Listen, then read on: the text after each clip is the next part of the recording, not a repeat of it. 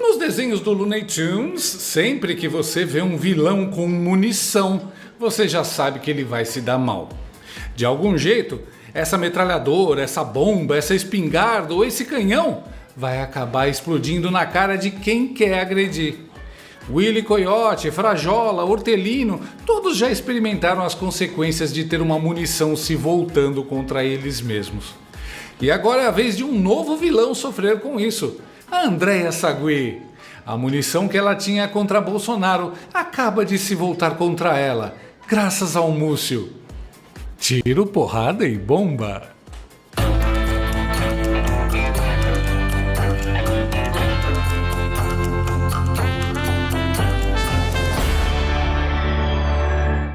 Está aumentando a pressão pela anistia dos manifestantes de 8 de janeiro presos pelo Soviético Tribunal Federal.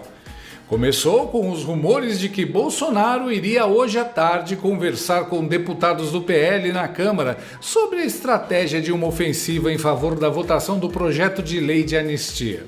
Uma informação de última hora aqui na Aberta, Tatá, que é uma informação da Juliana Lopes, que não apareceu. Tatá é uma coisa, é de bastidor, tá? Isso eu chamo de Tatá, mas enfim.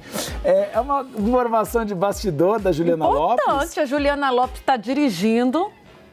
Desenfreada não. Com Desenfreada não, com o cinto de segurança. Mas mandou e apura, aqui pra gente. Mandou aqui de última hora. Jair Bolsonaro está indo para a Câmara dos Deputados agora, daqui a pouco, fazer uma ofensiva pelo PL da anistia. O ex-presidente vai conversar com os deputados do partido sobre essa estratégia. Você trouxe mais cedo essa apuração. O PL só vai bem adiante fazer pressão sobre o Hugo Mota com o aval de Jair Bolsonaro. Ele autorizou. E agora vai conversar para tentar fazer o esboço dessa estratégia? Tá tudo casando, porque a gente trouxe mais cedo, né? Primeiro essa busca do Hugo Mota que você contou, dos ministros do Supremo, né? Porque a fala não repercutiu bem no Supremo Tribunal Federal sobre a tentativa de golpe. Aí quando o Hugo Mota tenta colocar panos quentes na história, o PL fala, não, peraí. A fala foi ótima e a gente vai usar a sua fala para tentar pressionar e angariar votos aqui dentro. E é isso que Bolsonaro mandou o PL fazer, ir atrás de voto nos partidos do Centrão, em que há oposicionistas ao governo, para apresentar ao presidente da Câmara ali os números, dizer, olha, a gente já tem número suficiente para colocar esse projeto para votar, bora?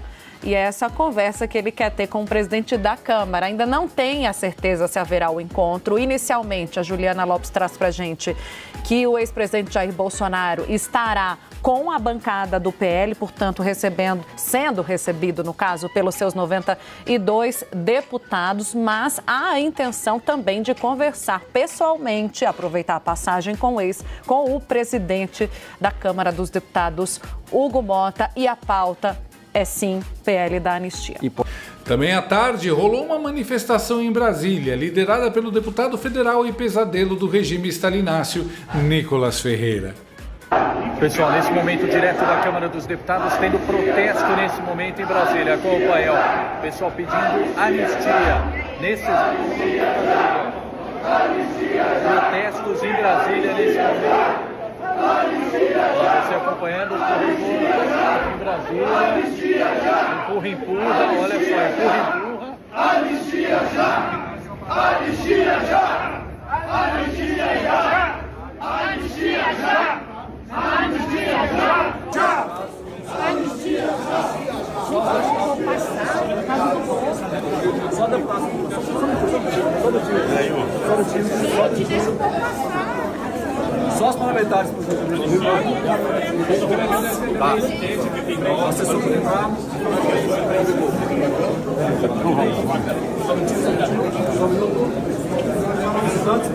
Tudo caminha para uma tempestade perfeita que vai deixar a Daniela Lima ensopada e gritando histérica. Primeiro foi a declaração do Hugo Mota. Depois foi a visita da Comissão Interamericana de Direitos Humanos da OEA. Agora, a manifestação. Mas antes da manifestação, houve ontem a entrevista do ministro da Defesa do governo Lula, José Múcio, ao Roda Viva. As palavras dele continuam causando trimeliques, piripaques, faniquitos e fricotes nos esquerdistas. E eu não estou falando só de quando ele disse que 8 de janeiro não foi golpe e que muita gente inocente está presa. E voltando para a anistia do 8 de janeiro... A pergunta que eu tinha feito. Hoje é a prioridade do PL, enquanto partido, o PT, de sem anistia. Eu sempre defendi que devia ter uma dosimetria. Tem gente que quebrou uma cadeira, tem gente que armou esse movimento, o golpe, como você diz. Se for tudo comprovado, que este pague. Se foi um golpe, quem organizou que pague. Agora, e aqueles que tomaram seus ônibus, estavam lá tirando foto de celular, tem os que entraram quebrando, tem os que ficaram do lado de fora. Tem todo tipo. Você não pode condenar uma pessoa, dar a mesma pena quem armou, quem financiou, a uma pessoa que foi lá encher o movimento. A Vera Magalhães e suas tracajaras amestradas quase pariram um rato ao ouvir isso. Eu tô falando de uma outra declaração dele, que já está fazendo a temperatura subir em Brasília. O Múcio afirmou ontem que, após o resultado da eleição presidencial de 2022, ele estava tendo dificuldades na transição junto aos militares e recorreu ao ex-presidente Jair Bolsonaro para que fosse recebido pelos então comandantes das Forças Armadas. Terminaram as eleições, ele telefonou para mim e disse: eu estou precisando falar com você em Brasília. Eu acho que isso era dia 3, talvez, de dezembro de 2022. Ele disse: olha, Múcio, eu tenho um convite para lhe fazer, preciso. Eu sei porque eu estou lhe convidando, não tem negócio de política, não combinei com ninguém. Eu queria que você viesse ser ministro da Defesa do Brasil. Aí vem a primeira dificuldade. A primeira dificuldade é que os comandantes não me recebiam. No dia 6 de dezembro, eu já estava trabalhando. Ele nos impulsou, eu acho que é a minha, Flávio Dino, e começamos a primeira dificuldade, ser recebido pelos comandantes. Foi quando eu recorri ao presidente Bolsonaro, que estava em Brasília. Foi meu colega de muitos anos, foi inclusive liderado quando eu era líder do governo, lá no Congresso Nacional, sempre tivemos uma relação muito boa, e eu fui falar com ele, disse: olha, eu sou o novo ministro da Defesa, eu queria que você me ajudasse a fazer uma transição tranquila, vai ser bom para o novo governo, vai ser bom para o seu governo que está terminando, você conhece, eu não sou de conflito, de criar problema. Ele telefonou para os 3 comandantes, um não me recebeu, em hipótese nenhuma, foi o comandante da Marinha, mas teve uma coisa curiosa, ele não foi passar o cargo, a transmissão foi 10, 11 horas, mas ele foi para o nosso almoço, com todos juntos ali, foi mais, acho que birra política. Não me recebeu em hipótese nenhuma. O Freire Gomes foi educado, me recebeu umas 2 ou 3 vezes, falou sobre os problemas do Exército, mas disse que eu não queria fazer passar o cargo no dia 31. Eu combinei que o imediato dele seria o general Arruda, que ele passaria, o general Arruda passou quase que o cargo para ele mesmo. E o outro foi o Vilas, lá ministro da Aeronáutica, que foi uma coisa tranquila. Olha só as feições da Vera Magalhães. Tá gostando na dica de nada. A jornalista que tanto falou de GAP não acreditou no que ouviu. Ficou muda. Quem diria, né? O golpista que ajuda a manter a paz entre o novo governo e os militares. Esse Bolsonaro é um perigo mesmo. Pois é, Múcio, sem querer, acaba de tirar Bolsonaro de qualquer envolvimento com o golpe. Uma bomba atômica na cabeça do Lula e dos petralhas.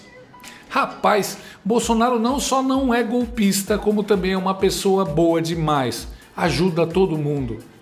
Já esse Múcio tá combinado com a Janja de destruir o governo Lula, falando sem maldade.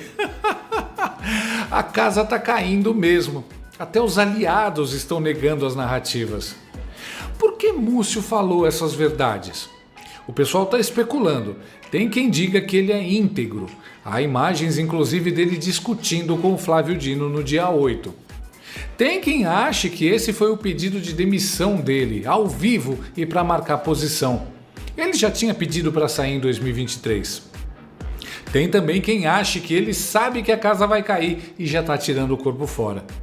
Qualquer que tenha sido a motivação do Múcio, uma coisa não dá para negar. Caiu por terra a narrativa e a mentira do golpe. Queriam fazer o Bolsonaro dar o golpe sem existir nem a tentativa de golpe.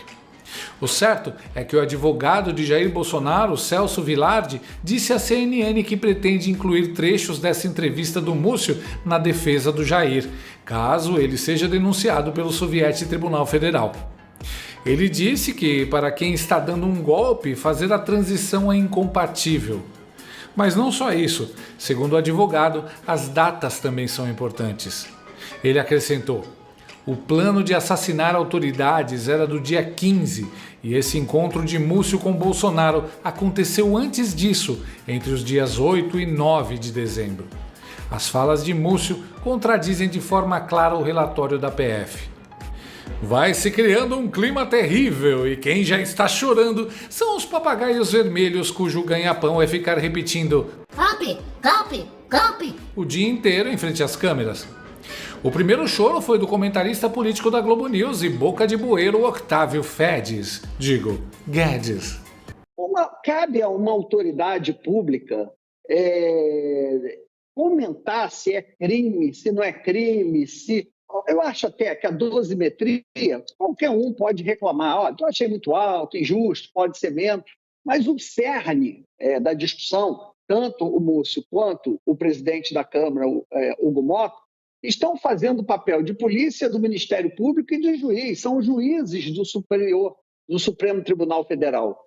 Os dois se colocam como juízes acima do Supremo Tribunal Federal. Não foi golpe, está tudo errado, etc. Ou seja, é uma república disfuncional, né? É uma república disfuncional. E esse clamor por anistia eu não vejo nas ruas, eu insisto nisso. Eu não vejo isso nas ruas. As pessoas, ao contrário, pelas pesquisas de opinião, você vê uma ampla repulsa ao movimento de 8 de janeiro. Aliás, quando esses participantes do 8 de janeiro se candidataram, todos perderam nas urnas, todos. Então, há uma repulsa expressa nas pesquisas de opinião, expressa nas urnas. Eu não sei o que eles buscam a pacificação, porque eu não vejo esse clamor, essa revolta nas ruas. Múcio e Hugo Mota estão fazendo papel de polícia, do Ministério Público e de juiz. Engraçado, quando outro ministro do Lula, tipo Haddad, diz que foi golpe, você não vê o Octávio falando que ele está fazendo o papel de polícia, do Ministério Público e de juiz. Ele só acha isso quando o ministro diz que não foi golpe. Curioso, né? Além do mais, seguindo a lógica do Octávio Guedes, eu gostaria que ele nos iluminasse e contasse se cabe à autoridade judiciária comentar sobre política. Ministro da Defesa é uma autoridade pública, assim como o presidente da Câmara também é, e devem tecer comentários sobre o assunto sim. Uma autoridade pública, assim como qualquer cidadão, pode comentar o que acha sobre qualquer assunto e arcar com as consequências. Cercear isso é censura e é de se admirar uma pessoa que se diz jornalista estar defendendo censurar o pensamento das pessoas. A verdade é que a Globo News está com muito medo da anistia. Tá muito na cara. Inclusive na cara da jornalista e assistente de palco do Lula, Andréa Sadi. Um projeto que possa reverter o prazo, o tempo da inelegibilidade ali de políticos de 8 para 2 anos, tudo isso na esfera política. E na esfera jurídica, queria trazer para vocês como isso repercutiu entre advogados do ex-presidente Bolsonaro. Tem um trecho da entrevista do ministro Múcio que ele conta ali, quando ele é convidado pelo presidente Lula para assumir o Ministério da Defesa. E aí ele disse que ele recorreu ao ex-presidente Bolsonaro para fazer uma transição tranquila, conversando com os 3 comandantes das Forças Armadas. Aí o Múcio detalha quem o recebeu, quem não recebeu, tal. Mas ele faz essa referência ao ex-presidente Bolsonaro.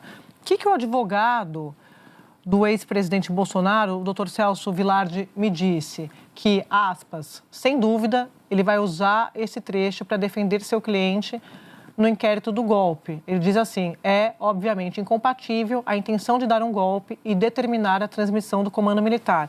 A argumentação da defesa aqui. Então, para mostrar o que eu estava falando agora há pouco, como muitas vezes um integrante do governo Lula ou alguém da base acaba dando munição para a oposição. A gente vê isso muito. Não estou falando de forma específica, Thomas, do caso do governo Lula. A gente já viu isso várias vezes também no governo Bolsonaro. Muita gente do governo Bolsonaro dava munição para a oposição. Mas aqui é no campo jurídico. Então, só para mostrar que isso também vai ser usado como parte da defesa. Obviamente, isso não é o centro da defesa, mas é uma produção de trecho que pode ser usado na defesa do ex-presidente Bolsonaro. Nossa, que clima de tristeza, desamparo e desânimo. Eu amo isso. Pronto, agora a imprensa achou ruim o ministro falar a verdade. Querem condenar um inocente. E a bússola moral da Sadi? Falar a verdade agora é dar munição para a defesa. Incrível. Não se analisa mais que as falas corroboram a inocência de Jair Bolsonaro. A questão apenas é se dão ou dão munição para a defesa. Quer dizer que o cara não pode falar a verdade porque vai dar munição para a defesa do Bolsonaro? Tem que ser como todo petista e mentir? Essa é a Andréa Sagui, senhoras e senhores, a pessoa que diz combater as fake news, mas que pede para ministro mentir. O que dá munição para a defesa do Jair são os fatos e não a militância. Se a transição aconteceu conforme o declarado, não há nada de ilegal ou imoral ao fazer uso dele. A jornalista fica indignada porque alguém do próprio governo desmascara a narrativa do golpe. Em momento algum ela está preocupada com as pessoas que foram presas injustamente pela ação do governo do PT em querer criar uma narrativa de golpe. A verdade incomodou porque o Múcio derrubou toda a narrativa feita pelo governo com o apoio da mídia sobre um golpe que nunca existiu. Só imagina o ódio que a jumentada deve estar sentindo do Múcio. Em uma só entrevista, o ministro do Lula desmentiu a PF de Alexandre de Moraes, disse que Bolsonaro mediou transição com militares, nega a tentativa de golpe no dia 8 e ainda defende anistia aos presos. A Andréa e seus colegas estão desesperados porque as falas do Múcio estão destruindo todo o trabalho que eles fizeram nos últimos 2 anos. Pois é, Andréa, você achava que estava armada até os dentes para mandar Bolsonaro para a cadeia.